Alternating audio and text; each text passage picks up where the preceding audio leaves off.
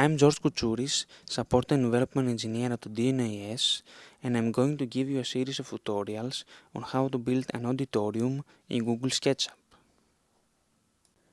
In the first episode of our series, I will introduce you to the basic tools in Google SketchUp, and I will start making the basic shape of the auditorium, which I will modify afterwards to the final geometry. Whenever you start Google SketchUp, a welcome window is displayed where you can choose your working template. That is, if you want, for example, to work with the imperial system, then you have to choose the feet and inches template. But if you want to work with a metric system, then you have to choose the meters template. It's important to keep in mind that you should decide the template in the very beginning of the project, of a new project, because you cannot modify afterwards. In this tutorial we use the meters template, so if we just press this button we can start Google SketchUp. But before that I just want to say that if you are not able to see the welcome window, it's because you have deactivated the always on startup option. But even with this deactivated, you can still launch the window inside Google SketchUp under the help menu, and then you can just reactivate that one and choose your template. I would like also now to make some initial settings in the modeling area, some convenient ones. So I would like to activate the large tool set. You can see a list of tools placed at the left of the screen. Some of them are exactly the same as the ones included in the main menu, but in any case this set gives better functionality in accessing the tools. And then I would also like to activate the measurements bar, which is very useful in giving you the dimensions of objects you select. And finally we also like to activate the layers window that will help us when working with layers afterwards. Two of the most important and widely used tools in Google SketchUp are the Orbit tool that helps us rotating the geometry, and the Hand tool that helps us moving the geometry. We can access the Orbit tool also by typing O at the keyboard, and we can access the Hand tool by typing H. A more elegant way for accessing these two tools is by holding down the scroll wheel of the mouse for the Orbit tool, and then when we have the scroll wheel held down we can press the Shift key simultaneously in order to access the Hand tool. Pressing the spacebar brings us to the Select tool, and of course zooming in and zooming out can be done by scrolling the scroll wheel of the mouse. So that's all for the most important navigation tools in Google SketchUp. Before we start building any initial shape for the auditorium, I want you to see what are we going to do actually, so you can see what the final project is gonna be. So this is the final form of the auditorium. You can also see how it looks inside. Of course, I'll give you all the instructions how to do it. This is how it looks inside. Here are the windows. This is the audience area with stairs on the right and left part of the auditorium. And here is the front part where the speaker stands just behind a desk, and here we have also a board and a projection area. I can also show you how to toggle between different views of the model, which is very convenient in my opinion. So for example, you can go to View, Face Style, and change from shaded to wireframe, and this is a view where all the surfaces are represented only by lines, and actually this is how the model looks when imported to Odeon. So you have a nice view how it should be.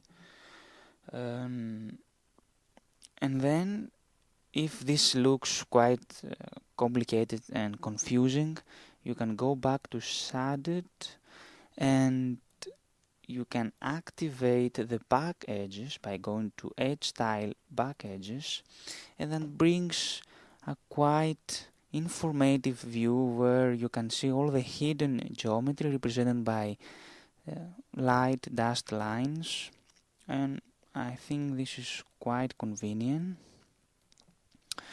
So this is the model that we are going to make in this tutorial, and I hope you will have fun and enjoy it. So now we are ready to start making our first object that will be actually the bottom of the auditorium. So we will start making a rectangle. We take the rectangle tool, the shortcut is R in the keyboard, and we go so close to the origin until it's snapped and the color is turned yellow. Turn to yellow. So we click and we start pulling away to the desired direction. I can now click again whenever I want, wherever I want, and then I can have an arbitrary shaped rectangle. But if I want to be more specific, I can go back, Control C, and I can start again making a rectangle, and I pull away to the desired direction, but before clicking again, before finishing the rectangle, I can just release the mouse and type 12m.16m. You can see at the measurements bar the dimensions, and then pressing enter it gives, you can see precisely the rectangle that I have specified with my dimensions. So now I can make a box out of this rectangle by using the push-pull tool. The shortcut is the P key in the keyboard, and I just go on the rectangle and I click and pull away to the desired direction. Oops, one more time. Yeah. And then again, before clicking and finishing the box, I release the mouse and type 8m, 8 meter high, enter, so I have specified completely my box.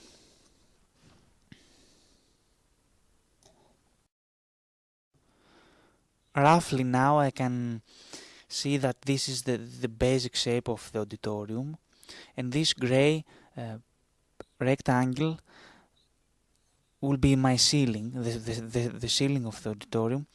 And since afterwards I need to have access to the interior, it's nice timing to set the ceiling as a separate layer so that I can remove occasionally. In order to do that, I go to the layers window and I add a second layer. So far everything we have designed belongs to layer 0, but now I add the layer and I give the name ceiling. And then I take the select tool, select the ceiling, and I right click and I go to the entity info window, where I can choose the layer that the ceiling belongs to. So I just select ceiling, and now when I have the layer 0 activated, I can make invisible the ceiling layer, so I can see the interior right now. And then I can select again.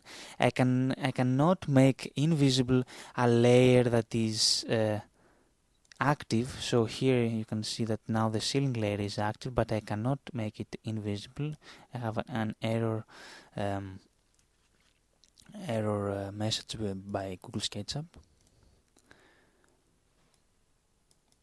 So this is for later use. That is the end of episode 1. I hope to see you at the next episode. Thanks for watching.